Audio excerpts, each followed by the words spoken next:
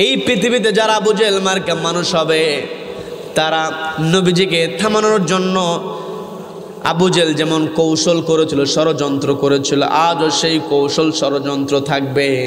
যার কারণে আল্লাহ রাব্বুল আলামিন পবিত্র কোরআনের 8 নম্বর সূরা, সবাইকে বলতে হবে কয় নম্বর সূরা? 8 নম্বর সূরা, সূরা আনফালের মধ্যে আল্লাহ রাব্বুল আলামিন 30 নম্বর আয়াতে স্পষ্ট জানিয়ে দিলেন, এই পৃথিবীতে যারা কোরআন মেনে চলবে, আল্লাহর জমিনে আল্লাহর বিধানে কোরআনকে বাস্তবায়নের জন্য যারা সংগ্রাম করবে, যারা কোরআনের দাওয়াত দেবে, তাদেরকে 1 নম্বর ষড়যন্ত্র করা হবে নবীজির মতো। নবীজিকে যেমন কোরআনের দাওয়াত দেওয়ার কারণে কাফেররা লিউসবিতুকে 1 নম্বরে বন্দি অবস্থায় রেখে দিয়েছিল।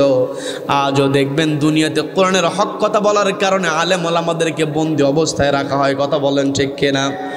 যতই অপমান করার চেষ্টা করা হয় না কেন, যতই কষ্ট দেওয়ার চেষ্টা করা হয় না কেন, দীর্ঘদিন বছরের পর বছর বন্দি অবস্থায় রেখে দেওয়া হয়।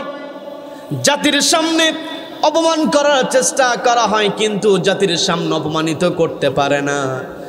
জাতির সামনে লাঞ্ছিত করার চেষ্টা করা হয়, কিন্তু লাঞ্ছিত করতে পারে না।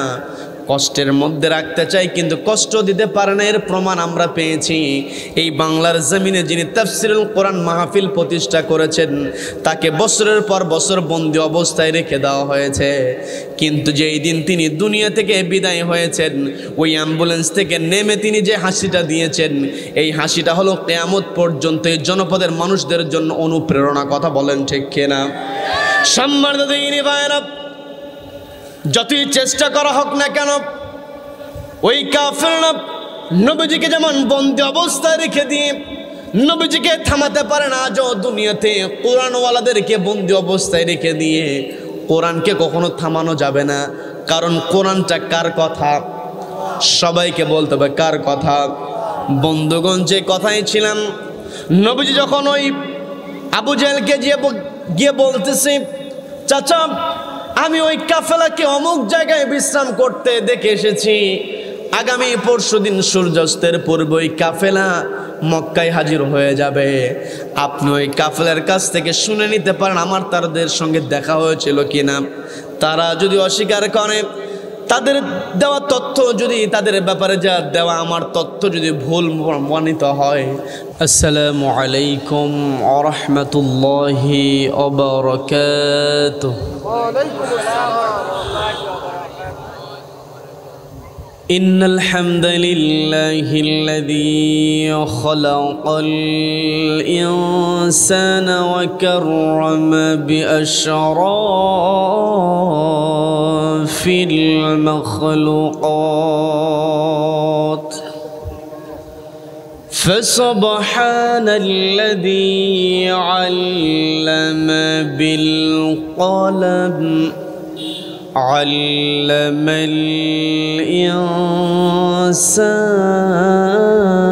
الإنسان ما لم يعلم. نستعينه ونستغفره ونتوب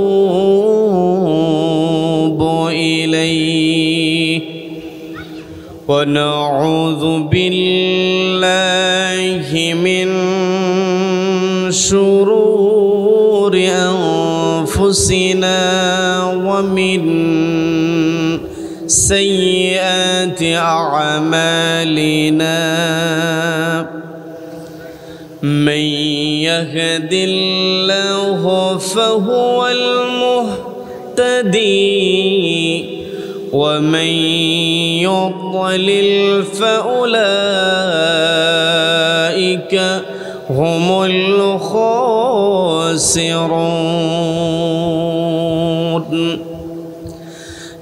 نشهد أن لا إله إلا الله وحده لا شريك له، ونشهد أن سيدنا وحبيبنا ومولانا محمدا عبده ورسوله.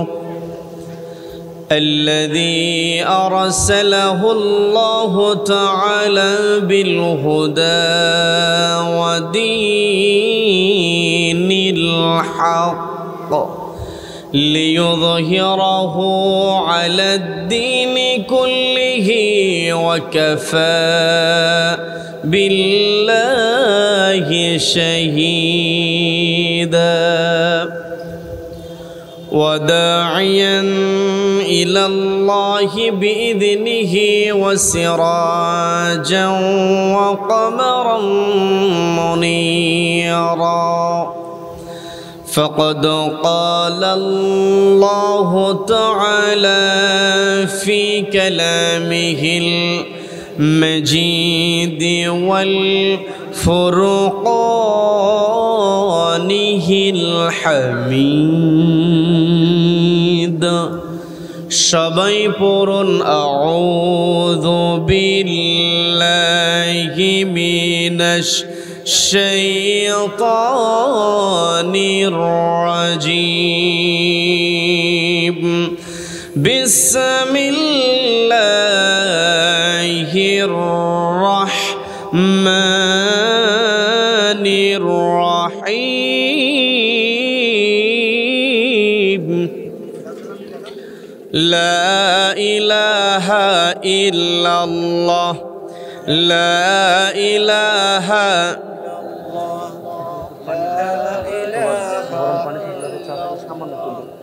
لا إله إلا الله سبحان الله الحمد لله لا إله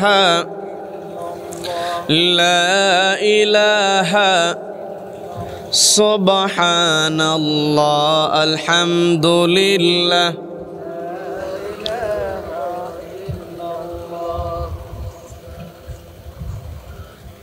لا إله لا إله سبحان الله الحمد لله لا إله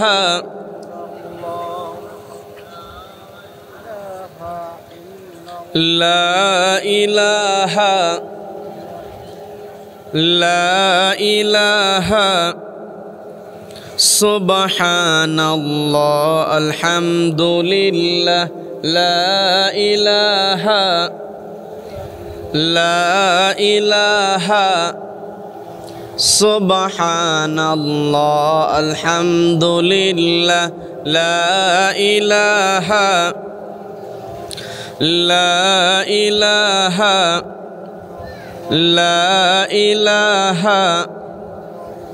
لا إله سبحان الله الحمد لله لا إله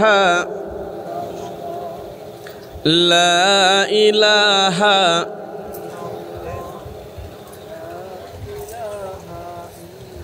لا إله إلا الله لا إله إلا الله سبحان الله الحمد لله لا إله إلا الله سبحان الله الحمد لله لا إله لا إله لا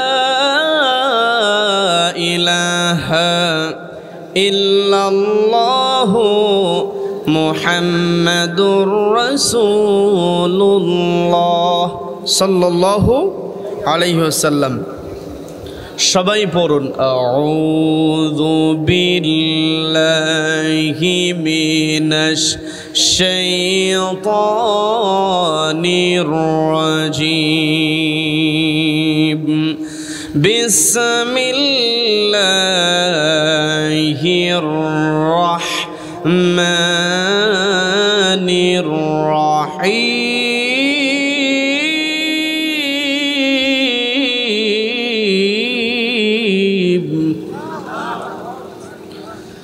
يا أيها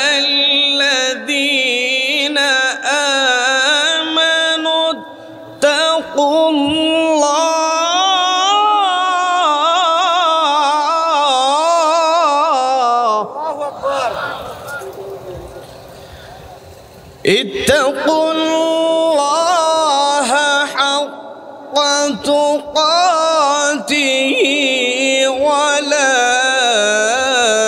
تموتن إلا وأنتم مسلمون.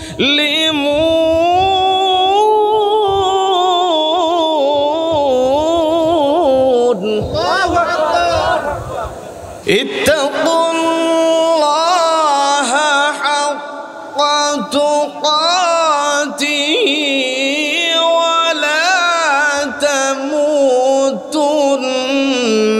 إلا وأنتم مسلمون.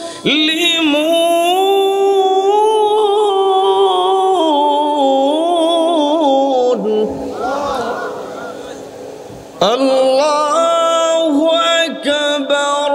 بسم الله الرحمن الرحيم.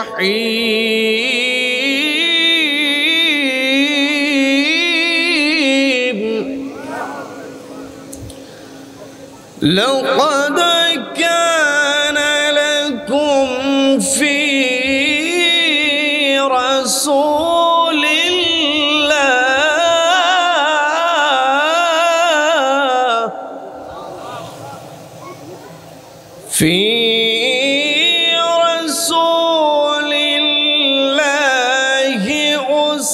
أسوة حسنة لمن كان يرجو الله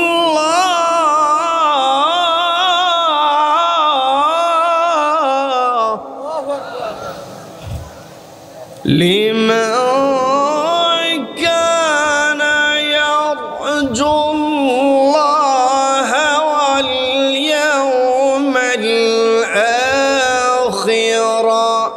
وذكر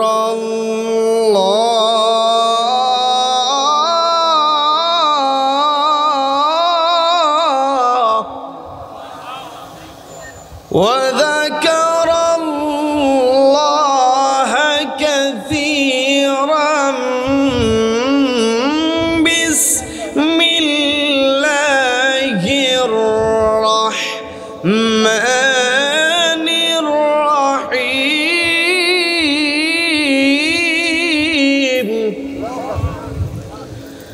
إن الله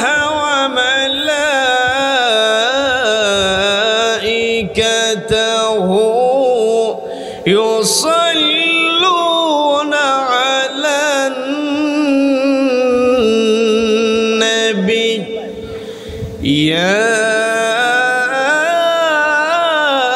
أيها الذين آمنوا صلوا عليه وسلموا تسليما. اللهم صل على محمد وعلى آل محمد كما صليت على إبراهيم وعلى آل إبراهيم إنك حميد مجيد. اللهم بارك على محمد وعلى آل محمد كما باركت على إبراهيم وعلى آل إبراهيم إنك حميد مجيد. آمين. কোরআনের সুর মাঝে শুনেছি যে নাম,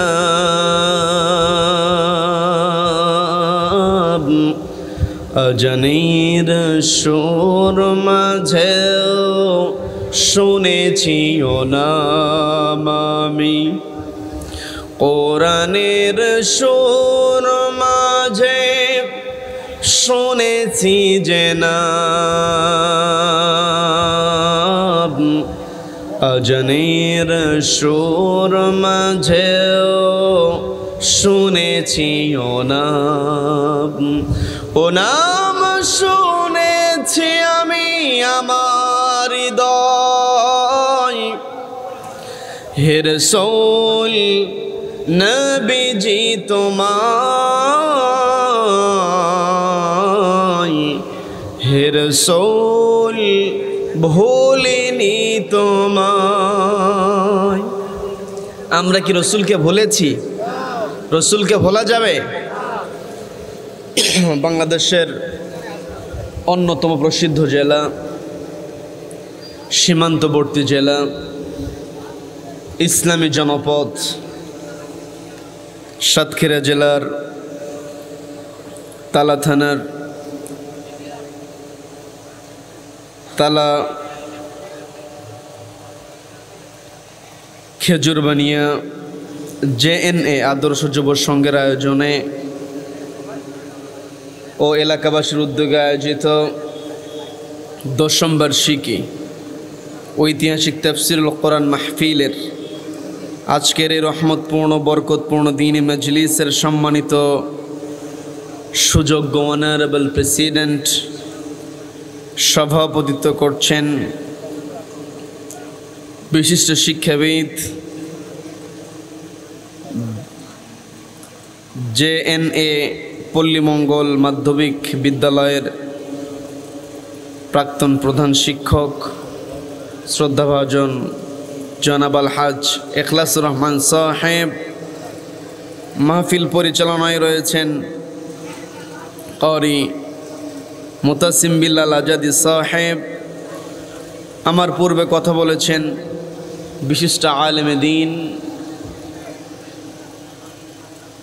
জাতীয় পুরস্কার প্রাপ্ত ইমাম, আমার অত্যন্ত কাছের ভালোবাসার জনাব আলহাজ হযরত মাওলানা তাওহীদুর রহমান সাহেব।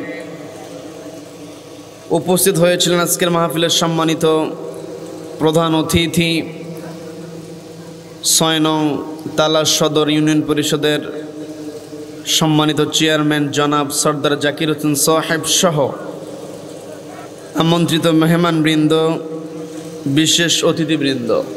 উপস্থিত রয়েছেন হযরত উলামায়ে কেরাম, তলাবায়ে ইলম। বিশেষ করে আমার সামনে বসে আছেন অত্র এলাকার পার্শ্ববর্তী এলাকা হতে আগত কোরআন প্রেমিক, নবী প্রেমিক, তাওহীদ জনতা। পর্দার অন্তরাল থেকে শুনছেন আমার অত্যন্ত শ্রদ্ধেয় মা এবং বোনেরা। আলোচনার সূচনায় আমি আপনাদেরকে অভিনন্দন জানাচ্ছি, মোবারকবাদ জ্ঞাপন করছি রব্বুল আলামিনের শেখানো ভাষায়। বলছে আসসালামু আলাইকুম ওয়া রাহমাতুল্লাহি ওয়া বারাকাতুহু। সম্মানিত দ্বীনি ভাইয়েরা, আলোচনায় প্রবেশের পূর্বে আমি জানতে চাচ্ছি আপনারা সকলে কেমন আছেন? আমাদেরকে ভালো রেখেছেন কে? আমাদেরকে ভালো রাখার একমাত্র কেবলমাত্র কর্তৃত্ব কার হাতে?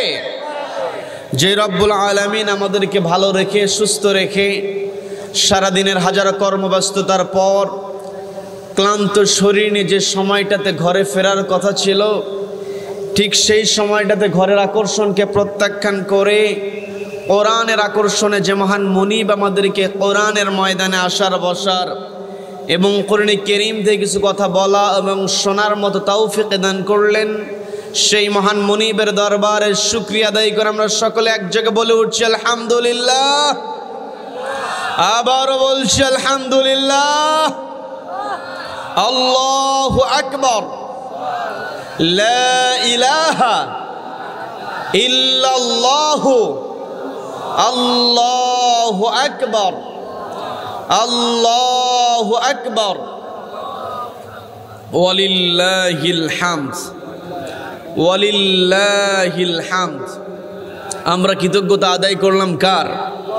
সকলকে বলতে হবে কৃতজ্ঞতা আদায় করলাম কার? জীবনের প্রত্যেকটা ক্ষেত্রে একজনের প্রশংসা হবে, তিনি কে? আমাকে আপনাকে সৃষ্টি করেছেন কে? সম্মানিত দ্বীনি ভাইয়েরা, শুধুমাত্র আমরা এই যে আল্লাহর কৃতজ্ঞতা আদায় করি, আল্লাহর তাসবিহ জ্ঞাপন করি তা কিন্তু নয়। রব্বুল আলামিন সুন্দর করে জানিয়ে দিচ্ছেন ইউসাব্বিহু লিল্লাহি মা ফিস সামাওয়াতি ওয়া মা ফিল আরদি লাহুল মুলকু ওয়া লাহুল হামদু ওয়া হুয়া আলা কুল্লি শাইইন কাদির।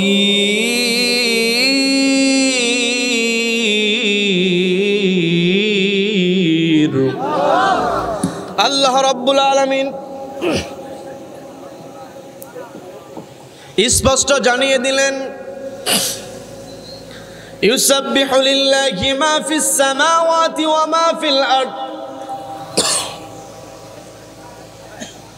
আসমান এবং জমিনে যা কিছু আছে, ইউসাব্বিহু লিল্লাহ, সব সময় জিকির করছে কার নামে? সবাইকে বলতে হবে কার নামে তাসবিহ জপছে? লাহুল মুলক ওয়া লাহুল হামদ, রাজত্ব যার হবে, প্রশংসা তারই হবে।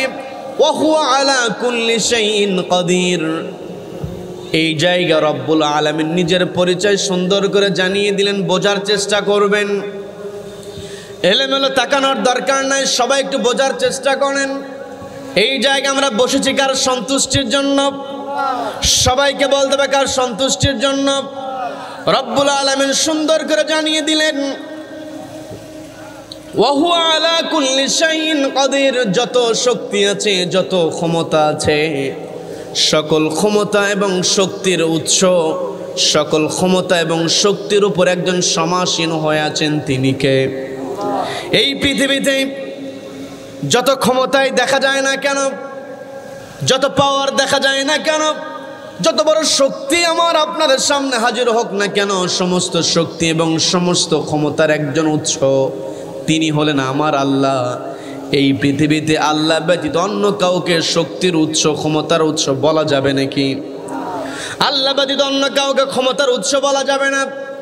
আল্লাহ ব্যতীত অন্য কাউকে ক্ষমতার উৎস যারা বলবে তারা কখনো মুসলমান হতে পারে না। কথা বলেন ঠিক কিনা?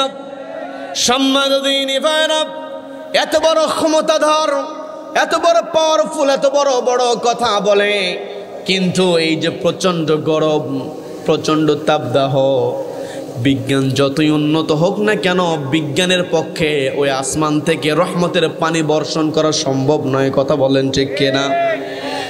আমি আপনি হয়তো এয়ার কন্ডিশন ব্যবস্থা তৈরি করতে পারি, কিন্তু প্রকৃতির যে ঠান্ডা আছে, আকাশ থেকে বৃষ্টি নাজিল হলে যেই রহমতটা রব্বুল আলামিন বর্ষণ করেন, এই রহমতের শীতল যে হাওয়া, এই হাওয়া দুনিয়ার কোনো বিজ্ঞানীরা তৈরি করতে পারবে নাকি?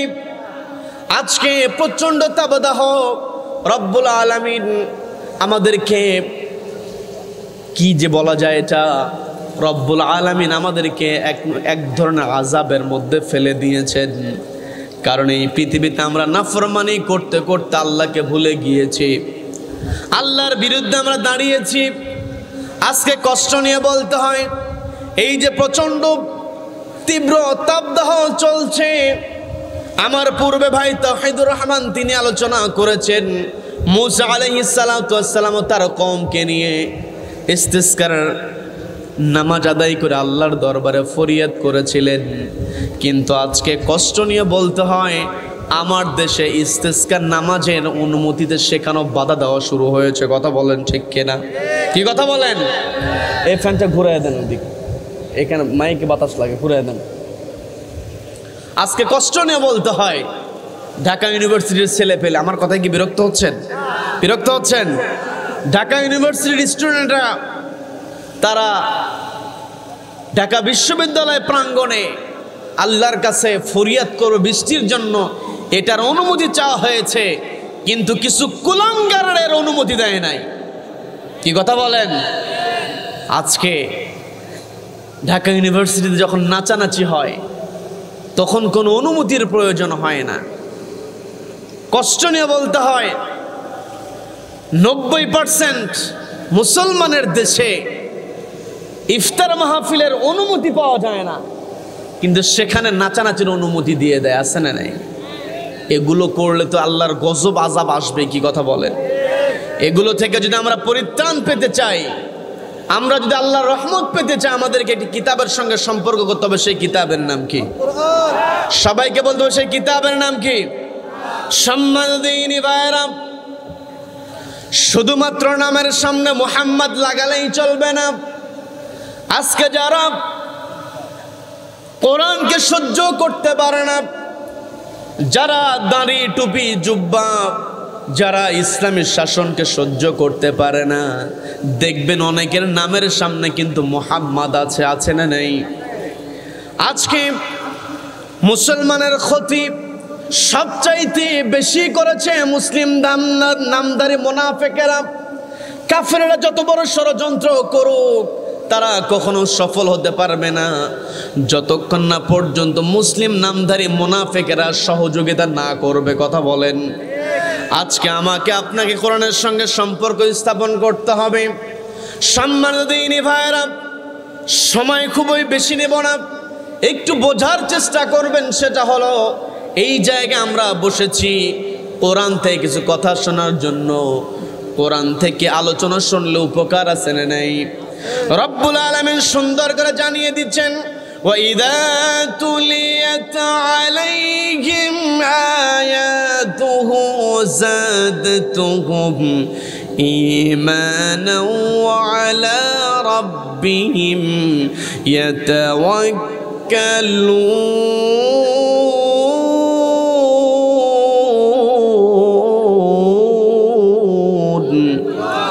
আল্লাহ রাব্বুল আলামিন স্পষ্ট জানিয়ে দিলেন, ওয়াইদা তুলিয়াত আলাইহিম আয়াতুহু, যখন মুমিন বান্দাদের সামনে কোরআন থেকে তেলাওয়াত করা হবে, জাদাতুহুম ঈমানা, ঈমানটাকে বহুগুণে বৃদ্ধি করে দেবেন কে? যখন কোন মুমিন বান্দার ঈমান বৃদ্ধি পেয়ে যায়, ওয়া আলা রাব্বিহিম ইয়াতাওয়াক্কালুন, ওই মুমিন বান্দা সব সময় ভরসা করে কার উপরে? সবাইকে বলতে হবে কার উপরে?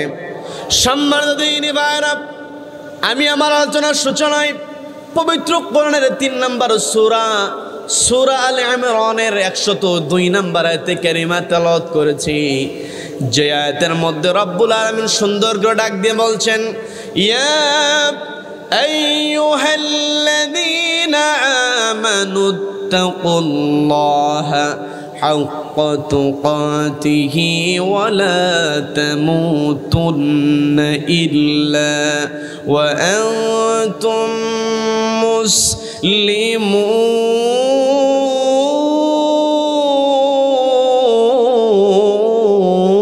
মুসলিমুন।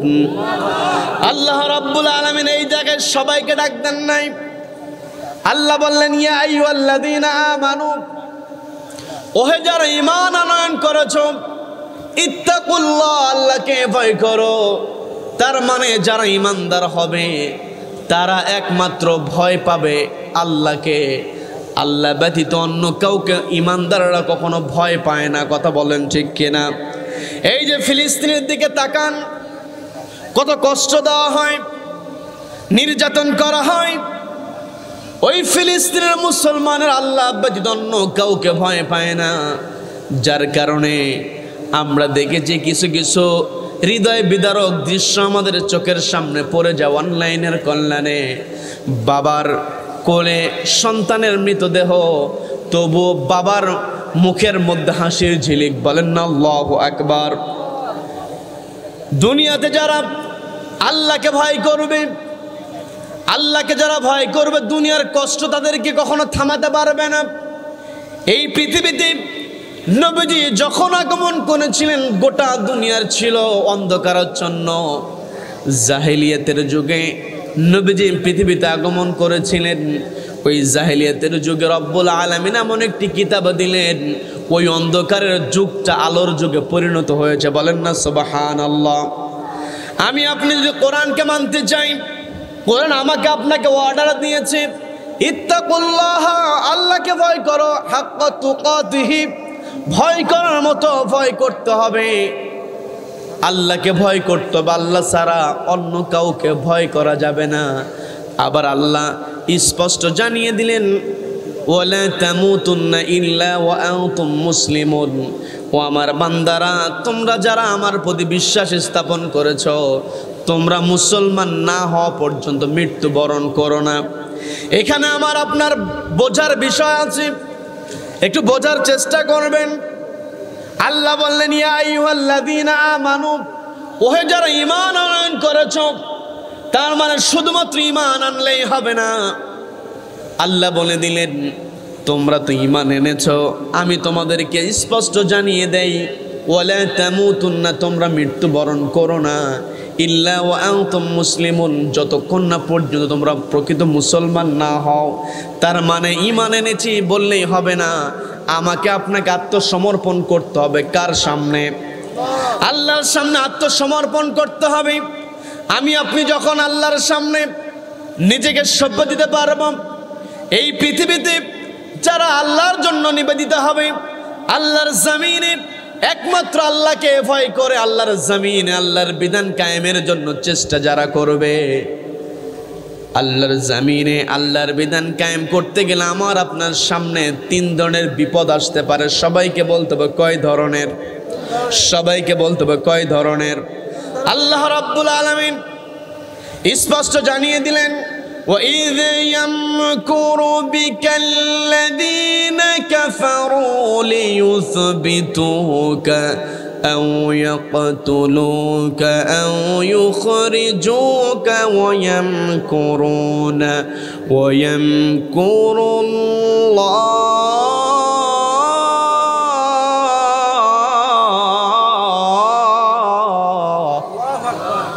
وَاللَّهُ خَيْرُ الْمَاكِرِينَ।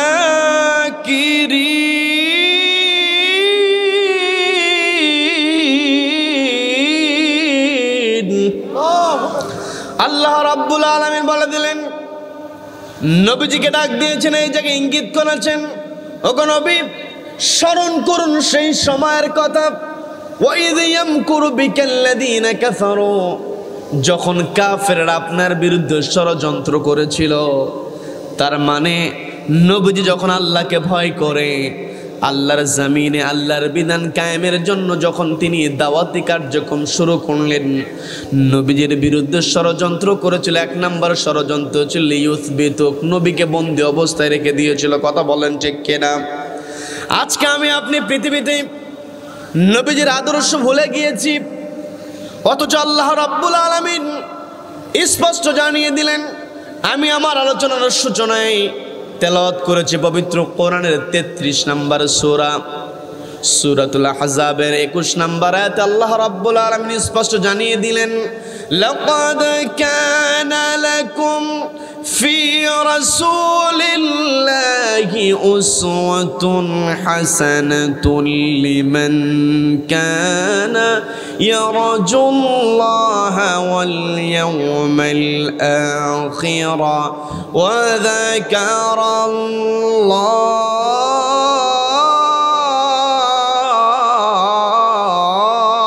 যাকারাল্লাহ। আল্লাহ রাব্বুল আলামিন স্পষ্ট জানিয়ে দিলেন, লাকাদ কানা লাকুম ফি রাসূলিল্লাহি উসওয়াতুন হাসানাহ। ও আমার বান্দারা, তোমরা শুনে রেখে দাও, নিশ্চয় আমি তোমাদের জন্য নবীজির মধ্যে রেখে দিয়েছি ফি রাসূলিল্লাহ, রসুলের মধ্যে রেখে দিয়েছি উসওয়াতুন হাসানা, উত্তম আদর্শ। তার মানে এই পৃথিবীতে আমি আপনি যদি নিজেকে ঈমানদার দাবি করি, নিজেকে যদি মুসলমান দাবি করি, আমার আপনার আদর্শ হবে নবীজি। নবীজি ছাড়া অন্য কাউকে কোনো আদর্শ মানা যাবে না। কথা বলেন ঠিক কিনা? এখানে আলেম ওলামারা আছেন, আপনারা একটু বোঝার চেষ্টা করবেন।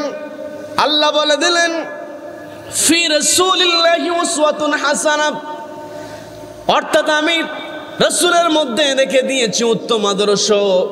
এই জায়গায় বোঝার একটা বিষয়, সেটা হলো ফি রাসূলিল্লাহ, নবীজির মধ্যে রাসূলের মধ্যে আল্লাহ আদর্শ রেখে দিয়েছেন। এখন আমি আপনাদেরকে প্রশ্ন করি, সবাই একটু জবাব দেওয়ার চেষ্টা করেন। নবীজি রাসূল হয়েছিলেন কত বছর বয়সে? সবাই বলেন কত বছর? 40 বছর বয়সে নবীজি রাসূল হয়েছেন। 40 বছর বয়সে এই জায়গায় আল্লাহ বলে দিলেন ফি রাসূলিল্লাহ, ও আমার বান্দারা তোমরা শুনে রেখে দাও, আমি তোমাদের জন্য রাসূলের মধ্যে রেখে দিয়েছি উসওয়াতুন হাসানা, দ্য বেস্ট ক্যারেক্টার ফর। এইভাবে কি হলে কি আর ওয়াজ করা যায় ভাই বলেন? এত ব্রেক হলে কি আর আলোচনা হয়? আল্লাহ রাব্বুল আলামিন স্পষ্ট জানিয়ে দিলেন, ফি রাসূলিল্লাহ, নিশ্চয় আমি রাসূলের মধ্যে তোমাদের জন্য রেখে দিয়েছি উত্তম আদর্শ। তার মানে নবীজি আমাদের 40 বছর বয়স থেকে নবীজি 40 বছর বয়স ওহী প্রাপ্ত হয়েছেন। 40 বছর পর থেকে নবীজিকে আমাদের জন্য আদর্শ বানিয়ে দিয়েছেন কে? সবাই চিৎকার দিয়ে বলেন, কে বানিয়ে দিয়েছেন? সবাইকে বলতে হবে কে বানিয়ে দিয়েছেন। 40 বছর বয়সী নবীজি আমাদের জন্য আদর্শ হয়েছেন। কিন্তু একটা বিষয় খেয়াল করতে হবে, সেটা হলো নবীজি 40 বছর বয়স হওয়ার বহু পূর্বেই নবীজি তার প্রতিবেশীদের কাছ থেকে একটা উপাধি পেয়েছিলেন। সবাইকে বলতে হবে সেই উপাধির নাম কি? আল আমিন। তার মানে নবীজি ওহী প্রাপ্ত হওয়ার পূর্বেই নবীজি তার নিজের পরিচয় বানিয়ে নিয়েছেন আল আমিন আস সাদিক। আমি আপনি যদি নবীজিকে আদর্শ হিসেবে গ্রহণ করতে চাই, আমার আপনার 1 নম্বরে যেই বৈশিষ্ট্য অর্জন করতে হবে সেটা হলো আমাকে আপনাকে সত্যবাদী হতে হবে। নবীজি সত্যবাদী ছিলেন। ও আমার পর্দারের মা বোনেরা একটু কানটা খাড়া করে বোঝার চেষ্টা করবেন। নবীজি ছিলেন সত্যবাদী। নবীজির 1 নম্বর বৈশিষ্ট্য হলো নবীজি ছিলেন সত্যবাদী। আমি আপনি যদি সত্য কথা না বলে মিথ্যা কথা বলি, তাহলে আমি আপনি যতই নবীজির উম্মত দাবি করি না কেন, নবীজি আমাকে আপনাকে উম্মত হিসেবে কখনো গ্রহণ করবে না। কথা বলেন ঠিক কিনা? আজকে আমি আপনি নিজেকে মুসলমান দাবি করছি, ইমানদার দাবি করছি, কিন্তু মিথ্যা কথা আমরা ছাড়তে পারছি না। বড় কষ্ট নিয়ে বলতে হয়, যেই নবীর উম্মত আমরা হয়েছি, যেই নবীর 1 নম্বর বৈশিষ্ট্য হলো নবীজি সত্যবাদী ছিলেন, আর ওই নবীর উম্মত হিসাবে আমরা সারাদিন সত্য কথা বলি না, শুধু মিথ্যা কথাই বলি। কি কথা বলেন? কি কথা বলেন? আমার দেশে সত্য বেশি না মিথ্যা বেশি? কষ্ট নিয়ে বলতে হয়। আমার দেশ যারা পরিচালনা করেন, আমার কথায় কি বিরক্ত হচ্ছেন? আলোচনা শেষ করে দিব, মনোযোগ দিয়ে দিব, আলোচনা চলবে। চলবে কতক্ষণ? সারা রাত। সারা রাত বক্তা কাত। কোরআনের কথা শুধুমাত্র আজকে সারা রাত হবে না, যতদিন পর্যন্ত পূর্ব দিগন্তে সূর্য উদিত হয়ে পশ্চিম আকাশে অস্ত যাবে, ততদিন পর্যন্ত কোরআনের কথা হবে। কোন কোরআন বিদ্বেষী কোরআনকে থামাতে পারবে না। কারা কারা এই মতের পক্ষে আছেন? দুহাত আল্লাহকে দেখা।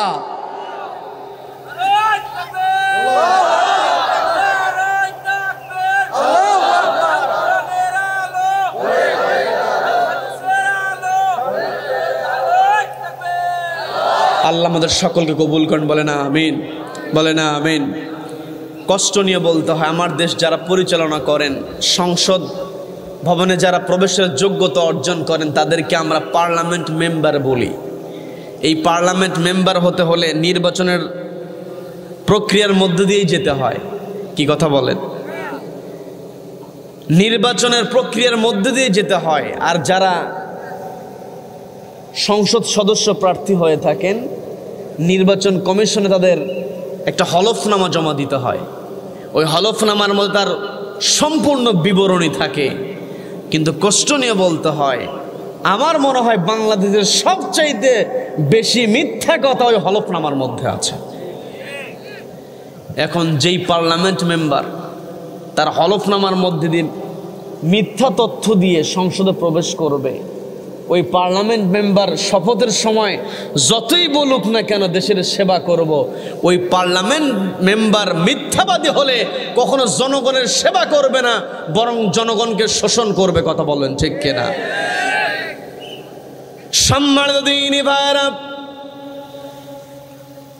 আমরা যদি সমাজের মধ্যে শান্তি প্রতিষ্ঠা করতে চাই, এই সমাজ থেকে মিথ্যা দূর করতে হবে, সমাজের মধ্যে সত্য প্রতিষ্ঠা করতে হবে। আর আল্লাহ রাব্বুল আলামিন আমাদেরকে সত্যবাদী হওয়ার জন্য যেই কিতাবটা দিয়েছেন, এই কিতাবের মধ্যে কোনো মিথ্যা কথা আছে নাকি? কোনো ভুল কথা আছে নাকি?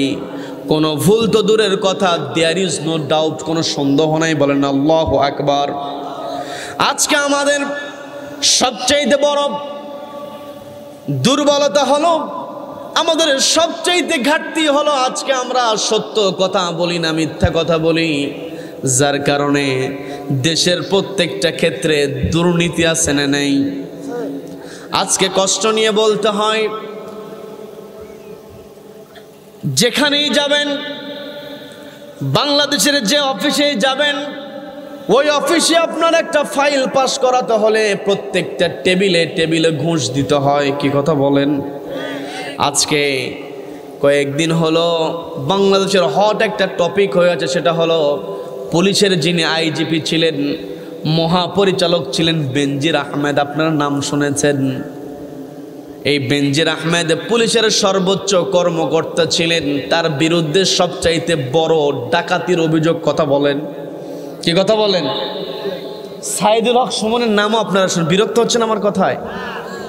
সাইদুল হক সুমন তো একটা কথাই বলে ফেলেছে, আর কয়েকদিন যদি এই বেনজির আহমেদ তার ওই দায়িত্ব পেত, অর্থাৎ আর কয়েকটা দিন যদি তার ওই আইজিবির পদ থাকতো, সে যেন গোটা গোপালগঞ্জ কিনে ফেলতো। বলেন নাউযুবিল্লাহ।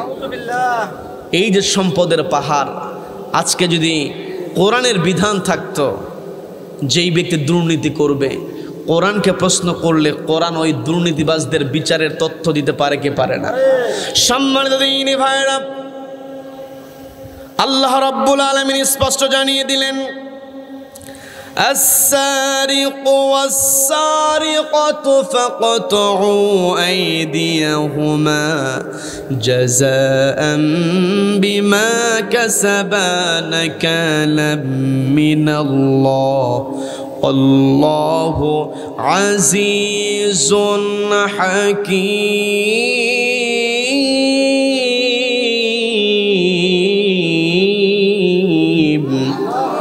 আল্লাহ রাব্বুল আলামিন স্পষ্ট জানিয়ে দিলেন, আস-সারিকাতু ওয়াস-সারিকাতু, আস-সারিকু ওয়াস-সারিকাতু, কেউ যদি চোর হয়, আবার ওইটা যদি চোর না হয়ে চুন্নি হয়, অর্থাৎ কেউ যদি চুরি করে, সেটা পুরুষ হোক আর মহিলা হোক, এটা প্রমাণিত হলে ফাকতুউ আইদিয়াহুমা, তার হাতটা কেটে দাও। কার কথা? আজকে যদি সমাজের মধ্যে চুরির বিধান, হাত কাটা প্রতিষ্ঠিত থাকতো, তাহলে এই বেনজিরদের পক্ষে কখনো দুর্নীতি করা, ডাকাতি করা সম্ভব হতো না। কথা বলেন ঠিক কিনা? আলেম ওলামা যখন কোরআনের বিধান অনুযায়ী বিচার কার্য সম্পন্নের কথা বলে, তখন এক শ্রেণীর মানুষের অ্যালার্জি শুরু হয়ে যায়। কথা বলেন ঠিক কিনা? নবীজি যখন ওই কাফেরদের মধ্যে ছিলেন, নবীজির বিরুদ্ধে কোনো অভিযোগ ছিল না। নবীজি যখন বলেছিলেন সমাজের মধ্যে শান্তি প্রতিষ্ঠা করতে হলে মানব রচিত বিধান দিয়ে শান্তি প্রতিষ্ঠা করা যাবে না, শান্তির প্রতিষ্ঠিত করতে হলে একটি কিতাবের বিধান দিয়ে শান্তি প্রতিষ্ঠা করতে হবে। সেই কিতাবের নাম কি? সবাইকে বলতে হবে, কিতাবের নাম কি? নবীজি যখন কোরআন দিয়ে সমাজ পরিচালনার কথা বলেছেন, যেই নবীজি কি ওই মক্কার লোকেরা সাদিক আল আমির উপাধি দিয়েছিল, কোরআনের বিধানের কথা বলার কারণে সেই নবীজিকে তারা মিথ্যাবাদী বানিয়েছিল, অর্থাৎ মিথ্যাবাদী বানানোর চেষ্টা করেছিল, কিন্তু নবীজিকে কখনো তারা মিথ্যাবাদী বানাতে পারে নাই। কথা বলেন। নবীজি সত্যবাদী ছিলেন, নবীজিকে তারা পাগল বানানোর চেষ্টা করেছে, নবীজিকে তারা মিথ্যাবাদী বানানোর চেষ্টা করেছে।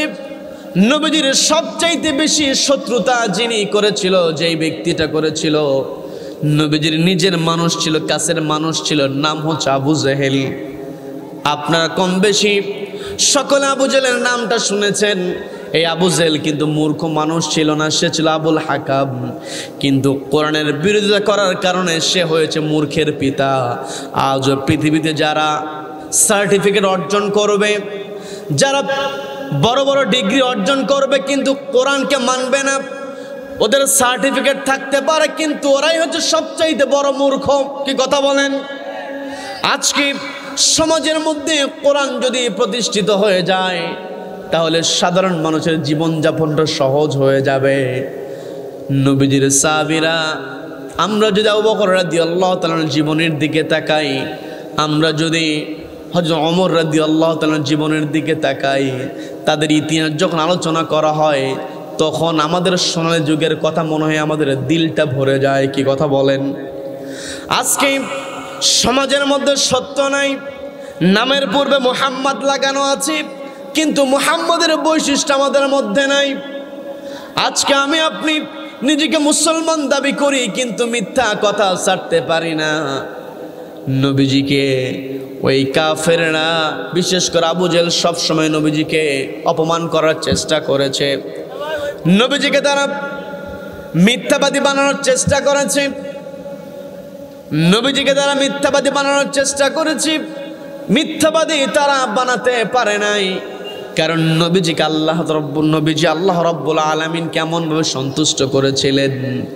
ওই কাফেররা ষড়যন্ত্র করেছিল নবীজিকে মিথ্যাবাদী বানানোর জন্য, আর আল্লাহ রাব্বুল আলামিন নবীজিকে সত্যবাদী বানানোর জন্য সূর্যের অস্ত যাওয়াকে পর্যন্ত থামিয়ে দিয়েছিলেন। বলেন না সুবহানাল্লাহ। নবীজি যখন কোরআনের দাওয়াত দিলেন, ওই আবু জাহল সহ্য করতে পারল না, নবীজির বিরুদ্ধে ষড়যন্ত্র করে। নবীজির চাচা আবু তালেব দুনিয়া থেকে বিদায় হয়েছেন।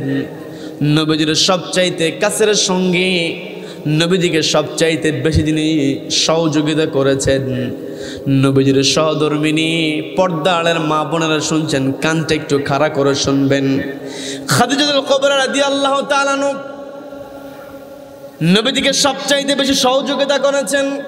ওই খাদিজাও যখন দুনিয়া থেকে বিদায় হয়ে গেলেন, নবীজির চাচাও দুনিয়া থেকে বিদায় হয়েছেন, নবীজির সহধর্মিনী দুনিয়া থেকে বিদায় হয়েছেন। নবীজির মনটা খারাপ, নবীজির ভারাক্রান্ত হৃদয়। রব্বুল আলামিন নবীজিকে দুনিয়া থেকে আরশে আজিমে নিয়ে গেলেন। বলেন না সুবহানাল্লাহ।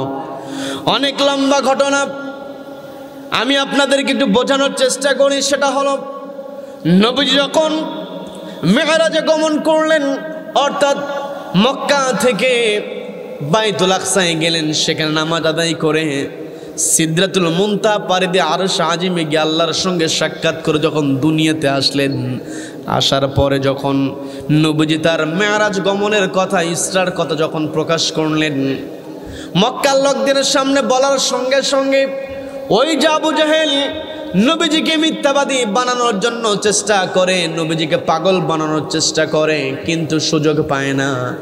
যখন আবু জাহেল দেখলো নবীজি বলতেছেন তিনি এক রাতের মধ্যে, একেবারে অল্প সময়ের মধ্যে তিনি বাইতুল আকসায় গিয়ে সেখান থেকে সিদরাতুল মুনতাহা পাড়ি দিয়ে আরশে আজিমে গিয়ে আল্লাহর সঙ্গে সাক্ষাৎ করে এসেছেন। অল্প সময়, এত অল্প সময় দীর্ঘ পথ পাড়ি দিয়েছেন, এই কথা যখন নবীজি প্রকাশ করলেন, আবু জেহেল চিন্তা করে দেখলো এত অল্প সময়ে তো এত দীর্ঘ পথ পাড়ি দেওয়া সম্ভব না। এই তো সুযোগ পেয়েছি, আব্দুল্লাহর পুত্রকে মিথ্যাবাদী বানাবো। সবার আগে চলে গিয়েছে নবীজির কাছের বন্ধু হযরত আবু বকর রাদিয়াল্লাহু তাআলা আনহুর কাছে। আমি বিস্তারিত ঘটনা বলবো না। আবু বকর রাদিয়াল্লাহু তাআলা আনহুকে যখন গিয়ে বলতেছে, ও আবু বকর, শুনেছো নাকি তুমি যার সঙ্গে সব সময় চলাফেরা করো, তোমার বন্ধু আব্দুল্লাহর পুত্র, সে তো উল্টা পাল্টা কথা বলা শুরু করেছে। বলেন নাউযু বিল্লাহ। সবাই বলেন নাউযু বিল্লাহ। সে তো উল্টা পাল্টা কথা বলা শুরু করেছে। আবু বকর রাদিয়াল্লাহু তাআলা বলতেছেন, কি উল্টা পাল্টা, কি কথা বলেছে আমার নবী? কয়, তোমার নবী তোমার বন্ধু একেবারে ডাহা মিথ্যা কথা বলা শুরু করেছে। বলে, কি বলেছে? তোমার বন্ধু নাকি গত রাত্রে মক্কা থেকে বাইতুল আকসায় গিয়েছে, সেখান থেকে আরশে আজিমে গিয়ে আল্লাহর সঙ্গে দেখা করেছে। এটাকে বিশ্বাস করা যায় নাকি? আবু বকর রাদিয়াল্লাহু তাআলা আনহু প্রশ্ন করতেছেন, আপনি যেই কথা বলছেন এই কথা কি আব্দুল্লাহর পুত্র আমার নবী নিজের মুখে বলেছে নাকি? এই কথা প্রশ্ন করার পর আবু জাহেল বলতেছে, এখনো কাবার চত্বরে সে বলতেই আছে। আবু বকর রাদিয়াল্লাহু তাআলা আনহু বলতেছেন, যদি নবীজি নিজের মুখ দিয়ে কথা বলে থাকেন, নবীজি কখনো মিথ্যা কথা বলতে পারে না। আমি আবু বকর সেটা বিশ্বাস করে নিলাম। বলেন না সুবহানাল্লাহ। কত বড় সত্যবাদী হলে, জীবনটা কত সত্য দিয়ে সাজাতে পারলে মানুষ তাকে এভাবে বিশ্বাস করতে পারে। যখন আবু জাহেল দেখলো আবু বকরকে বলে তো কোনো কাজ হলো না, আবু জেহেল যে টার্গেট নিয়ে যে চিন্তা নিয়ে আবু বকর রাদিয়াল্লাহু তাআলার কাছে হাজির হয়েছিল, তার চিন্তাটা ব্যর্থ হয়ে গেল।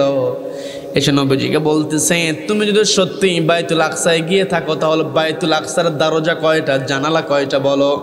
আল্লাহ রাব্বুল আলামিন নবীজিকে বেকায়দায় ফেলার জন্য যখন আবু জেহেল কৌশল করলো, রব্বুল আলামিন জিবরিল আমিনকে ডাক দিয়ে বলতেছো, জিবরিল ওই আবু জেহেল আমার নবীকে বেকায়দায় ফেলতে চায়, আর আমি আমার নবীজিকে সত্যবাদী প্রমাণ করতে চাই। কাজেই তুমি ওই বাইতুল আকসার চিত্রটা আমার নবীর সামনে তুলে ধরো। আমার নবী ওই চিত্র দেখে দেখে বাইতুল আকসার দরজা জানালার সংখ্যা বলে দিয়ে বলেন না সুবহানাল্লাহ।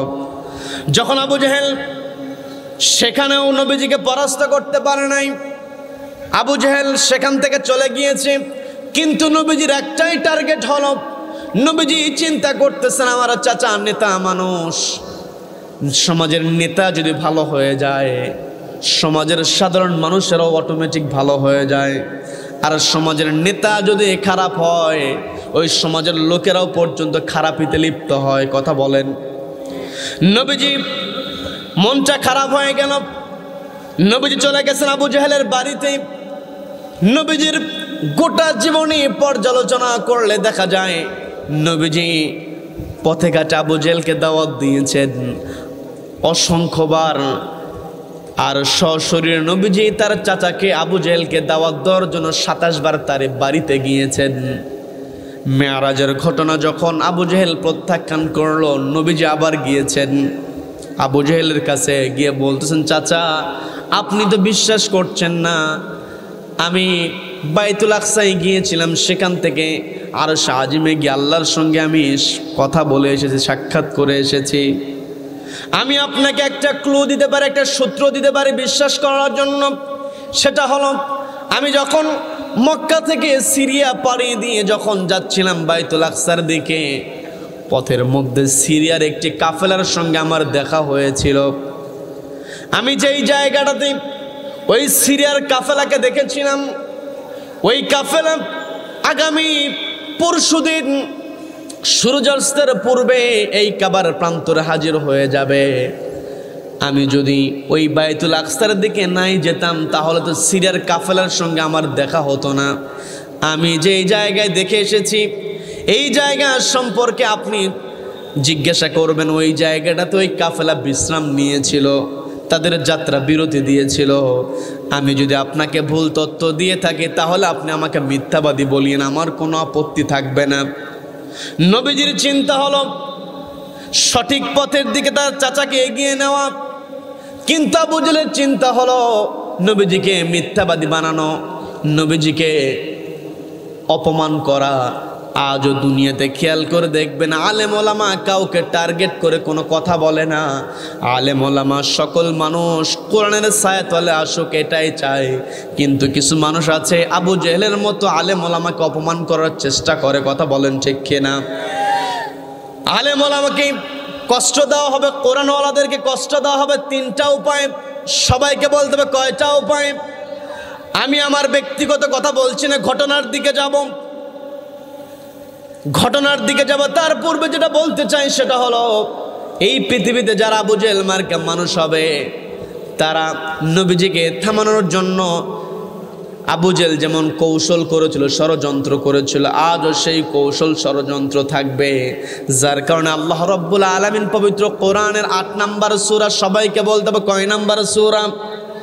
8 নম্বর সূরা, সূরা আনফালের মধ্যে আল্লাহ রাব্বুল আলামিন 30 নম্বর আয়াতে স্পষ্ট জানিয়ে দিলেন, এই পৃথিবীতে যারা কোরআন মেনে চলবে, আল্লাহর জমিনে আল্লাহর বিধানে কোরআনকে বাস্তবায়নের জন্য যারা সংগ্রাম করবে, যারা কোরআনের দাওয়াত দেবে, তাদেরকে 1 নম্বর ষড়যন্ত্র করা হবে নবীজির মতো।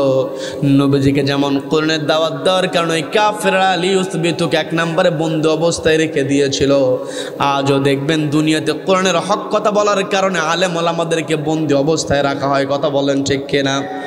যতই অপমান করার চেষ্টা করা হয় না কেন, যতই কষ্ট দেওয়ার চেষ্টা করা হয় না কেন, দীর্ঘদিন বছরের পর বছর বন্দি অবস্থায় রেখে দেওয়া হয়। জাতির সামনে অপমান করার চেষ্টা করা হয়, কিন্তু জাতির সামনে অপমানিত করতে পারে না। জাতির সামনে লাঞ্ছিত করার চেষ্টা করা হয়, কিন্তু লাঞ্ছিত করতে পারে না। কষ্টের মধ্যে রাখতে চাই কিন্তু কষ্ট দিতে পারে না। এর প্রমাণ আমরা পেয়েছি এই বাংলার জমিনে যিনি তাফসিরুল কোরআন মাহফিল প্রতিষ্ঠা করেছেন, তাকে বছরের পর বছর বন্দি অবস্থায় রেখে দেওয়া হয়েছে। কিন্তু যেই দিন তিনি দুনিয়া থেকে বিদায় হয়েছেন, ওই অ্যাম্বুলেন্স থেকে নেমে তিনি যে হাসিটা দিয়েছেন, এই হাসিটা হলো কিয়ামত পর্যন্ত এই জনপদের মানুষদের জন্য অনুপ্রেরণা। কথা বলেন ঠিক কিনা? সম্মানিত দিনী ভাইরা, যতই চেষ্টা করা হোক না কেন, ওই কাফেররা নবীজিকে যেমন বন্দি অবস্থায় রেখে দিয়ে নবীজিকে থামাতে পারে না, আজও দুনিয়াতে কোরআনওয়ালাদেরকে বন্দি অবস্থায় রেখে দিয়ে কোরআনকে কখনো থামানো যাবে না। কারণ কোরআনটা কার কথা? সবাইকে বলতে হবে কার কথা। বন্ধুগণ, যে কথাই ছিলাম, নবীজি যখন ওই আবু জেহেলকে গিয়ে বলতেছে, চাচা আমি ওই কাফেলাকে অমুক জায়গায় বিশ্রাম করতে দেখে এসেছি, আগামী পরশুদিন সূর্যাস্তের পূর্বে ওই কাফেলা মক্কায় হাজির হয়ে যাবে। আপনি ওই কাফেলার কাছ থেকে শুনে নিতে পারেন আমার তাদের সঙ্গে দেখা হয়েছিল কিনা। তারা যদি অস্বীকার করে, তাদের দেওয়া তথ্য যদি, তাদের ব্যাপারে যা দেওয়া আমার তথ্য যদি ভুল প্রমাণিত হয়, তাহলে আপনি আমাকে মিথ্যাবাদী বলিয়েন। তার মানে নবীজির একটাই টার্গেট। নবীজি চিন্তা করেছেন, আমার চাচা নেতা মানুষ, আমার চাচা যদি ইসলাম কবুল করে, আমার চাচা যদি কোরআনটাকে মেনে নেয়, তাহলে সমাজের সাধারণ মানুষগুলো কোরআন মেনে নেবে, ইসলাম মেনে নেবে। আজও দেখবেন, আজও যদি সমাজের মধ্যে আমরা শান্তি প্রতিষ্ঠা করতে চাই, সমাজের মধ্যে যদি সত্য প্রতিষ্ঠা করতে চাই, তাহলে সমাজের নেতা নির্বাচন করতে হবে। দেখতে হবে কোন নেতা সত্য কথা বলে। যেই নেতা সত্য কথা বলে মুসলমানের নেতা সেই হতে পারবে। আর যেই নেতা মিথ্যা কথা বলবে, যতই নিজেকে মুসলিম দাবি করুক না কেন, ওই নেতা মিথ্যাবাদী নেতা কখনো মুসলমানের নেতা হতে পারে না। কথা বলেন ঠিক কিনা? সম্মানিত দিনী ভাইয়েরা, নবীজি যখন আবু জেহেলকে এই কথা বলল, আবু জেহেল কথাটা অতটা কর্ণপাত করল না। কিন্তু দিন পেরিয়ে গিয়ে যখন নবীজির দেওয়া টার্গেট, যেই দিনটাতে ওই কাফেলার হাজির হওয়ার কথা, দুপুর পেরিয়ে গেছে, কাবার প্রান্তরে সিরিয়ার কোনো কাফেলা হাজির হয় নাই। কাবার প্রান্তরে সিরিয়ার কোনো কাফেলা হাজির হয় নাই। আবু জেহেল এখন চিন্তা করছি, অনেক সময় কাফেলার যাত্রা লম্বা হয়ে যায়, যাত্রা বিরতির কারণে, বিভিন্ন সমস্যার কারণে কাফেলার যাত্রা সময়টা বেশি লেগে যায়।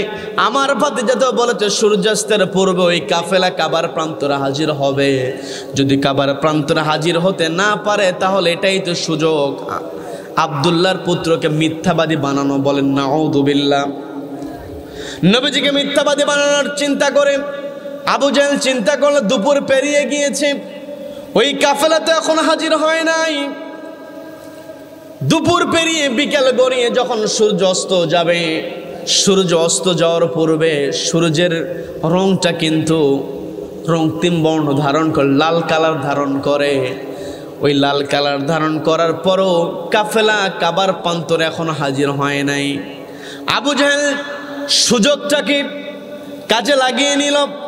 আবু জেহেল চিন্তা করল, এটাই তো সুবর্ণ সুযোগ। দেখি তো ওই কাফেলা যদি সূর্যাস্তের একেবারে সূর্যাস্তের সঙ্গে সঙ্গেও যদি হাজির হয়, তবু আজকে এই সূর্যাস্তের পূর্বে কাফেলা হাজির হলো না, এটার দ্বারা আমার ভাতিজাকে মিথ্যাবাদী বানিয়ে দিয়ে আমার ভাতিজাকে আর কথা বলতে দিব না।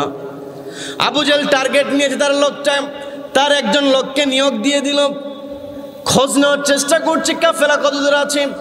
ঘোড়া দিয়ে গিয়ে দেওয়া হলো ওই কাফেলার খবর নেওয়ার জন্য। যখন আবু জেহেলের নিযুক্ত ব্যক্তি ঘোড়া দাবড়িয়ে এগিয়ে গেল, গিয়ে যখন লক্ষ্য করে দেখলো আশেপাশে কোনো কাফেলাকে লক্ষ্য করা যায় না, আবু জেহেলকে এসে বলতেছে, কই কোথাও তো কোনো কাফেলাকে দেখা যায় না। আবু জেহেল এসে কাবার চত্বরে হট্টগোল শুরু করে দিল, চিৎকার চেঁচামেচি শুরু করে দিয়েছে। আজকে যদি কাফেলা সূর্যাস্তের পূর্বে কাবার প্রান্তরে হাজির না হয়, তাহলে আব্দুল্লাহর পুত্রকে আর কোনো কথা বলতে দেওয়া যাবে না। যখন চিৎকার চেঁচামেচি শুরু করে দিয়েছে, নবীজির কান পর্যন্ত তথ্যটা চলে গেল। যাওয়ার পর নবীজি একটু চিন্তায় পড়ে গেলেন। নবীজি চিন্তা করলেন, নবীজি কষ্ট পেলেন, সেটা হলো নবীজি মনে মনে ভাবতে লাগলেন, আমার চাচাকে আমি সঠিক পথে পরিচালিত করার জন্য কত চেষ্টা করি, আমার চাচাকে আমি ইসলামের দাওয়াত দেই, আমার চাচাকে আমি জাহান্নামের আগুন থেকে বাঁচানোর জন্য এত চেষ্টা করি, আর আমার চাচা আমাকে মিথ্যাবাদী বানানোর জন্য, আমাকে অপমান করার জন্য এত চেষ্টা করে, এত অপকৌশল করে। নবীজির মনটা একটু খারাপ। নবীজি আর একটু চিন্তিত হলেন, এই কাফেলা যদি কাবার চত্বরে সূর্যাস্তের পূর্বে হাজির না হয়, আমার এই চাচা যদি এটা দ্বারা আমাকে মিথ্যাবাদী প্রমাণ করে যদি আমাকে আর দাওয়াত দিতে না দেয়, তাহলে সাধারণ মানুষকে আমি আর কেমন করে দাওয়াত দিব। নবীজি চিন্তায় পড়েছে, এটা আল্লাহ জানেন কি জানেন না? আল্লাহ জানেন। আল্লাহ রাব্বুল আলামিন জিবরিল আমিনকে ডাক দিলেন। জিবরিল আমিনকে ডাক দিয়ে বলতেছেন, জিবরিল তুমি চলে যাও আমার নবীর কাছে, আমার নবীকে গিয়ে সুসংবাদ দিয়ে দাও। নবীজিকে আল্লাহ রাব্বুল আলামিন সরাসরি নিজে পরিচালিত করেছেন। নবীজিকে অনুসরণ করা ছাড়া অন্য কোনো পন্থা আমাদের সামনে থাকতে পারে না। নবীজিকে যদি আমি আপনি অনুসরণ করতে চাই, নবীজি নবী হওয়ার পূর্বেই যেই বৈশিষ্ট্য অর্জন করেছিলেন সেটা হলো নবীজি সত্য কথা বলেছেন, নবীজি সত্যবাদী ছিলেন। 2 নাম্বার, নবীজির মধ্যে যে বৈশিষ্ট্য ছিল, নবীজি ছিলেন আমানতদার। নবীজি কখনো আমানতের খেয়ানত করেন নাই। নবীজি কি কখনো আমানতের খেয়ানত করেছেন নাকি? নবীজি কখনো আমানতের খেয়ানত করেন নাই। খেয়াল করে দেখবেন, নবীজির বিরুদ্ধে এই কাফেররা যখন ষড়যন্ত্র করেছিল, 2 নাম্বার ষড়যন্ত্র ছিল আও ইয়াকতুলুক। ওগো নবী, কাফেররা আপনাকে বন্দি অবস্থায় রেখে যখন থামাতে পারে নাই, 2 নাম্বারে যে ষড়যন্ত্র করেছিল সেটা হলো আও ইয়াকতুলুক, আপনাকে হত্যার ষড়যন্ত্র করেছিল। নবীজিকে হত্যা করার জন্য ওই কাফেররা গোটা বাড়ি ঘেরাও করেছে, নবীজিকে হত্যা করে ফেলবে। আল্লাহ রাব্বুল আলামিন নবীজিকে অর্ডার দিলেন, ওগো নবী, আপনি আর মক্কায় থাকতে পারবেন না, আপনি মদিনায় চলে যাবেন আজকে রাতের মধ্যে। নবীজি অর্ডার পাওয়ার সঙ্গে সঙ্গে সবার আগে ডাক দিলেন তার জামাত হযরত আলী রাদিয়াল্লাহু তাআলা আনহুকে। আল্লাহ রাব্বুল আলামিন যখন নবীজিকে হিজরতের ইঙ্গিত দিয়েছিলেন, নবীজি সবার আগে শেয়ার করেছিলেন তার বন্ধু আবু বকর রাদিয়াল্লাহু তাআলার সঙ্গে। আর হিজরতের অর্ডার পাওয়ার সঙ্গে সঙ্গে সবার আগে ডাক দিয়েছিলেন জামাই হযরত আলী রাদিয়াল্লাহু তাআলা আনহুকে। হযরত আলীকে ডাক দিয়ে বলতেছেন, আলী, আল্লাহ তো আমাকে অর্ডার দিয়েছেন আজকে রাতে আমাকে মক্কা থেকে মদিনায় চলে যেতে হবে। আল্লাহ অর্ডার দিয়েছেন আমাকে হিজরত করতে হবে। এই কথা বলার সঙ্গে সঙ্গে হযরত আলী রাদিয়াল্লাহু তাআলা বলতেছেন, তাহলে আজকে রাতে কোন দিক দিয়ে গেলে ভালো হয়? আজকে রাতের মধ্যে আপনি বের হয়ে যাবেন। আমি তোমাকে এই জন্য ডাকি নাই, আমি তোমাকে ডেকেছি, এই মক্কার লোকেরা আমাকে সহ্য করতে পারছে না, মক্কা থেকে আমাকে বের করে দিচ্ছে, আমাকে তাড়িয়ে দিচ্ছে, আমাকে হত্যা করার ষড়যন্ত্র করছে।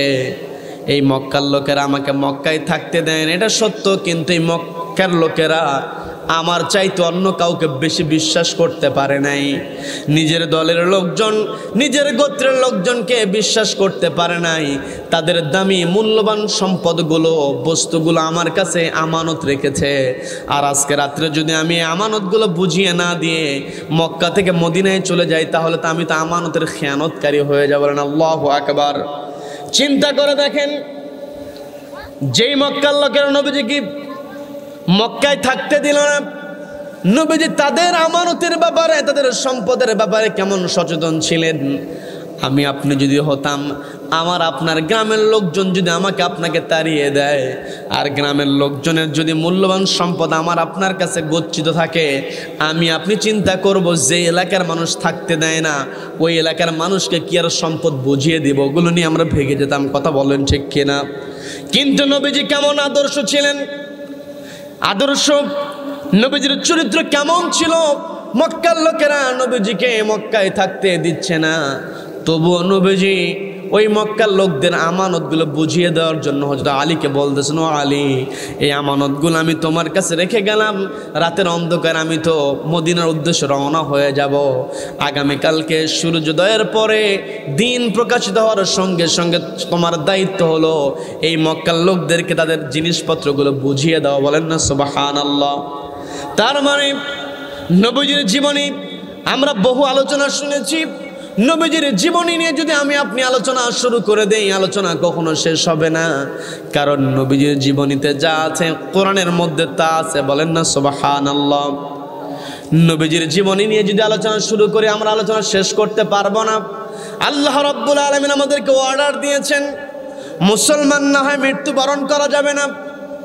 আর মুসলমান হতে হলে নবীজির আদর্শের বাইরে আমি আপনি যেতে পারবো না। নবীজির আদর্শ নিয়ে আমি আপনাকে 4টা কথা বলে আলোচনায় শেষ করে দেব। সেটা হলো নবীজির জীবনের 4টা গুরুত্বপূর্ণ বৈশিষ্ট্য হলো, 1 নাম্বার বলা হয়েছে নবীজি ছিলেন সত্যবাদী, 2 নাম্বার নবীজি ছিলেন আমানতদার, 3 নাম্বারে নবীজি যে ওয়াদা করেছেন নবীজি সে ওয়াদা কখনো খেলাফ করেন নাই। 4র্থ নাম্বার নবীজির যে বৈশিষ্ট্য ছিল, নবীজি মানুষের উপকার করতেন, মানুষকে সহযোগিতা করতেন। আমি আপনি যদি 4টা বৈশিষ্ট্য অর্জন করতে পারি, আজকের আলোচনা থেকে 4টা বৈশিষ্ট্যের কথা আপনারা শুনে বাড়িতে যাবেন।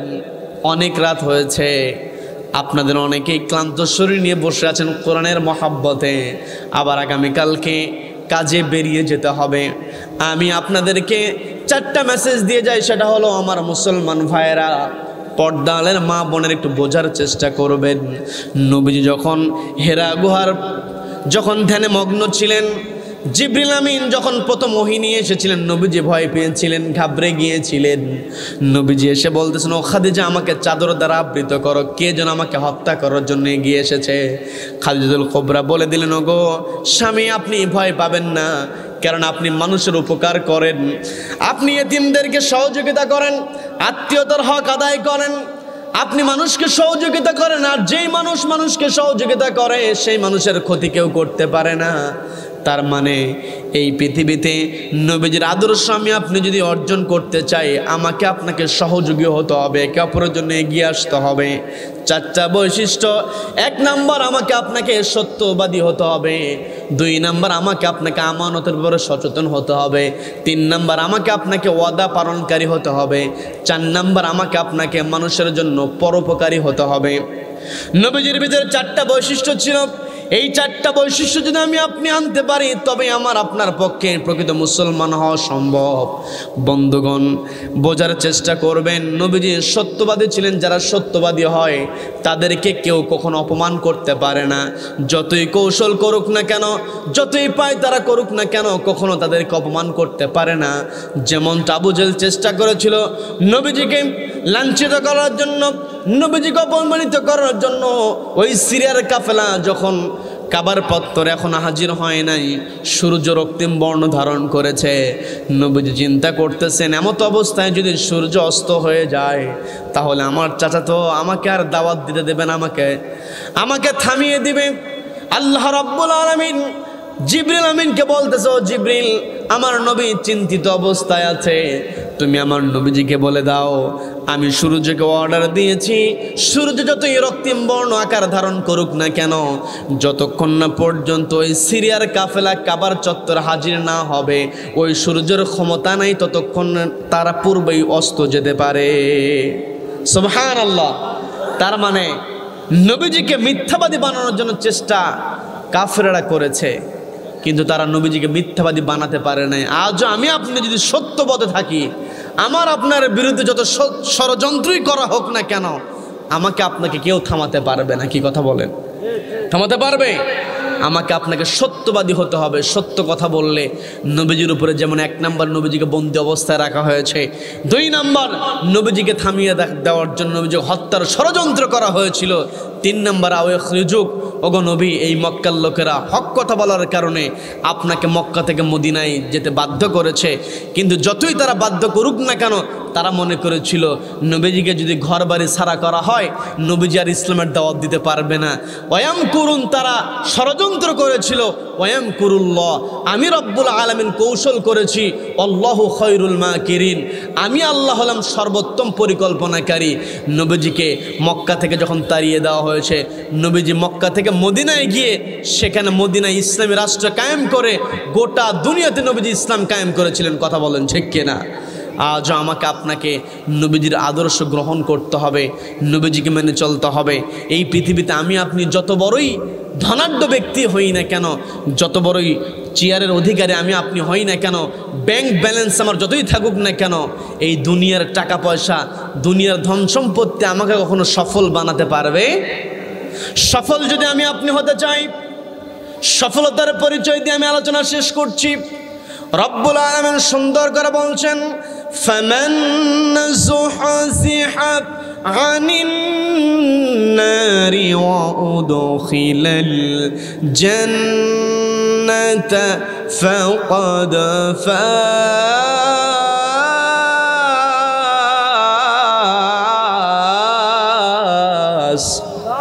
আল্লাহ রাব্বুল আলামিন বলছেন, ফামান যুহজিহা আনিন নার, যেই ব্যক্তি নিজেকে জাহান্নামের আগুন থেকে বাঁচাতে পারবে, ওয়া উদখিলাল জান্নাহ, এবং জান্নাতে প্রবেশ করতে পারবে, ফাকাদ ফাজ, ওই ব্যক্তি প্রকৃত সফল। তার মানে দুনিয়ায় যে ব্যক্তি ধনাঢ্য ব্যক্তি হলো, বড় চেয়ারের মালিক হলো, দামি গাড়ির মালিক হলো, সুন্দর বাড়ির মালিক হলো, কিন্তু মৃত্যুবরণের পরে, কবর রাখার পরে মুনকার নাকির যদি প্রশ্ন করে, ওই প্রশ্নের জবাব যদি দিতে না পারে, ওই ব্যক্তি ব্যর্থ। পক্ষান্তরে এই দুনিয়াতে গরিব মানুষ দিন মজুরি করে চলে, খেটে খায়, দিন মজুরি করে, ভ্যান চালায়, জমিতে কাজ করে, 5 ওয়াক্ত নামাজ আদায় করে, কখনো মিথ্যা কথা বলে না, নবীজিকে আদর্শ হিসেবে গ্রহণ করে সত্য কথা বলে, আমানতের ব্যাপারে সচেতন থাকে, ওয়াদার ব্যাপারে গুরুত্ব দিয়ে থাকে, মানুষের উপকার করে, ওই ব্যক্তি গরিব মানুষ মৃত্যুবরণ করবে, কবরে মুনকার নাকির যখন প্রশ্ন করবে জবাব দেবে, জবাব যখনই দিতে পারবে ওই ব্যক্তি তখনই সফল হয়ে যাবে। কথা বলেন ঠিক কিনা? কি কথা বলেন? তার মানে এই দুনিয়াতে পর্দালের মা বোনেরা শুনছেন, কানটা একটু খাড়া করে শুনবেন। আমার আপনার সন্তানকে গড়ে তোলার জন্য একেবারে দৃষ্ট কথা আমি শেষ করে দিচ্ছি, সেটা হলো এই দুনিয়াতে আমরা সন্তানের কত প্রশংসা করি। আমার সন্তান বড় মেধাবী, একবার কিছু পড়লে তারা মুখস্থ হয়ে যায়, বারবার পড়তে হয় না। আমার সন্তান ক্লাসের ফার্স্ট বয়, আমার সন্তান খুবই মেধা সম্পন্ন, খুবই বুদ্ধি তার আছে, আমার সন্তান এটা করেছে ওটা করেছে। হ্যাঁ, এগুলো প্রশংসা হতে পারে, কিন্তু আমার আপনার সন্তানের প্রশংসা করার ক্ষেত্রে সবার আগে খেয়াল করতে হবে আমার সন্তান সত্য বলে কিনা। কি কথা বলেন? সন্তান যতই ক্লাসের ফার্স্ট বয় হোক না কেন, কিন্তু ওই সন্তানের মধ্যে যদি মিথ্যা কথা বলার অভ্যাস থাকে, ওই সন্তানের গুণগান কখনো গাওয়া সম্ভব হবে? সত্য কথা বলতে হবে। সন্তান এটা করেছে ওটা করেছে, কিন্তু সন্তান যদি আজান শোনার পরে মসজিদে না যায়, তাহলে ওই সন্তানের প্রশংসার আর কিছুই থাকে না। কি কথা বলেন? সন্তান যতই করুক, সবার আগে আমার আপনার পরিচয় দিতে হবে আমার সন্তানকে আমি এমন করে গড়ে তুলেছি, আমার সন্তান জীবন চলে যাবে তবুও মিথ্যা কথা বলবে না, আমার সন্তান সত্য বলবে। আমার সন্তান যত গুরুত্বপূর্ণ কাজ থাকুক না কেন, সব কাজ ছেড়ে দিয়ে যখন আজান চলে আসে সমস্ত কাজ বাদ দিয়ে আমার সন্তান মসজিদ থেকে দৌড়ে যায়। এটাই হচ্ছে আমার আপনার জন্য প্রশংসার কথা। বলেন ঠিক কিনা? এই জন্য পর্দালের মা বোনদেরকে বলবো, মা আপনার সন্তানকে আপনি যত বড় শিক্ষিত করার চেষ্টা করেন না কেন, সন্তানকে সবার আগে একটি কিতাবের শিক্ষা দিতে হবে। সেই কিতাবের নাম কি? আল কোরআনের শিক্ষা দিতে হবে। এই যে আমার খুবই ভালো লাগলো যে এনে আদর্শ যুব সংঘের এই যুবকেরা, কিশোর তরুণ, এদের একেবারে অল্প বয়স, এত সুন্দর আয়োজন করেছে। এই আয়োজন আপনারা খুশি না বাজার? সবাই বলেন খুশি না বাজার? প্রত্যেক বছর, এটা 10ম বার্ষিকী, এই যুব সংঘকে রব্বুল আলামিন প্রত্যেক বছর এইরকম সুন্দর করে কোরআন শোনানোর ব্যবস্থা করার তৌফিক দান করুন। বলে না আমিন। এই মাহফিলটা যেন যুবকদের জন্য আল্লাহ রব্বুল আলামিন নাজাতের জরিয়া হিসেবে কবুল করেন। বলে না আমিন। সম্মানিত দিনী ভাইয়েরা, আসলে প্রচণ্ড গরম, এলোমেলো। যুবকেরা একবার সিদ্ধান্ত নিয়েছিল যে মাহফিল তারা করবে না, কিন্তু একেবারে খালি যাওয়ার চাইতে কিছুটা হলেও হোক। যুবকেরা যে এক উদ্যোগটা নিয়েছে, তারা চেষ্টা করেছে প্রতিকূল পরিবেশের মধ্যে, গরমের মধ্যে তারা যে আয়োজন করেছে, আপনারা যে বসে বসে শুনলেন, এই যে আমরা বসেছি, এটা আমাদের জন্য আল্লাহ রাব্বুল আলামিন নাজাতের জরিয়া হিসেবে কবুল করে নিন, বলেন আমিন। তারা আগামীতে যেন আরো ভালো করে, তারা যেন আরো সুন্দর করে যা করেছে, আলহামদুলিল্লাহ বলে, আলহামদুলিল্লাহ। তারা যেন প্রত্যেক বছর আরো সুন্দর করে আপনাদেরকে কোরআন শোনার ব্যবস্থা করতে পারে। এই প্রত্যেকটা সদস্যকে আল্লাহ রাব্বুল আলামিন ইসলামের জন্য কবুল করে নিন, বলেন আমিন। আজকে আমরা এখানে একত্রিত হয়েছি, যে আলোচনা করলাম বিক্ষিপ্তভাবে আলোচনা হয়েছে। আলোচনার সারাংশ হলো আল্লাহ রাব্বুল আলামিন ইমানদারদেরকে ডাক দিয়ে বলছেন, ও ইমানদারেরা, ইত্তাকুল্লাহ, ভয় করো কাকে? আল্লাহকে ভয় করতে হবে। ওয়ালা তামুতুন্না ইল্লা ওয়া আনতুম মুসলিমুন, অর্থাৎ তোমরা মুসলমান না হওয়া পর্যন্ত মৃত্যুবরণ করো না। অর্থাৎ আমাকে আপনাকে শুধু ঈমান আনলেই হবে না, আমাকে আপনাকে প্রকৃত মুসলিম হতে হবে। আর প্রকৃত মুসলিম হতে হলে আমাকে আপনাকে আদর্শ মানতে হবে বিশ্বনবী জনাবে মুহাম্মদুর রাসূলুল্লাহ সাল্লাল্লাহু আলাইহি ওয়াসাল্লাম। নবীজির আদর্শের কথা বলেছি, 4টা আদর্শ। রব্বুল আলামিন আমাদেরকে সত্যবাদী হওয়ার তৌফিক দান করুন, বলেন আমিন। নবীজি আল্লাহ রাব্বুল আলামিন আমাদেরকে আমানতদার হিসেবে কবুল করে নিন, বলেন আমিন। রব্বুল আলামিন আমাদেরকে ওয়াদার ব্যাপারে সচেতন হওয়ার তৌফিক দান করুন, বলেন আমিন। রব্বুল আলামিন আমাদেরকে পরস্পরের সহযোগী হিসেবে কবুল করে নিন, বলেন আমিন। ওয়া আখিরু দাওয়ানা আনিল হামদুলিল্লাহি রাব্বিল আলামিন। যতটুকু কথা হয়েছে রব্বুল আলামিন আমাদের বাস্তব জীবনে আমল করার তৌফিক দান করুন, বলেন আমিন। সবাই পড়ে আস্তাগফিরুল্লাহ, সবাই পড়ে আস্তাগফিরুল্লাহ রব্বি মিন কুল্লি যামবি ওয়া আতুবু ইলাইহি লা হাওলা ওয়ালা কুওয়াতা ইল্লা বিল্লাহিল আলিয়্যিল আযীম। কেউ যাবেন না, মোনাজাত হবে, এরপরে প্রদর্শনী হবে। আল্লাহুম্মা আমিন। আল্লাহুম্মা আমিন। রব্বানা যালামনা أنفسنا وإن لم تغفر لنا وترحمنا لنكونن من الخاسرين ربنا تقبل منا إنك أنت السميع العليم وتب علينا يا مولانا إنك أنت التواب الرحيم أي الله جئني আদর্শ যুব সংঘ এলাকাবাসীর উদ্যোগে আয়োজিত 10ম বার্ষিকী তাফসীরুল কোরআনের মাহফিলে বসে কোরআন থেকে কিছু কথা ভাঙ্গা কণ্ঠে উপস্থাপনার পরে তোমার বান্দাদেরকে নিয়ে তোমার শাহী দরবারে দুখানা হাত তুলে ধরেছি। আয় আল্লাহ, মেহেরবানি করে আমাদের সকলের হাতগুলোকে তুমি কবুল করে নাও।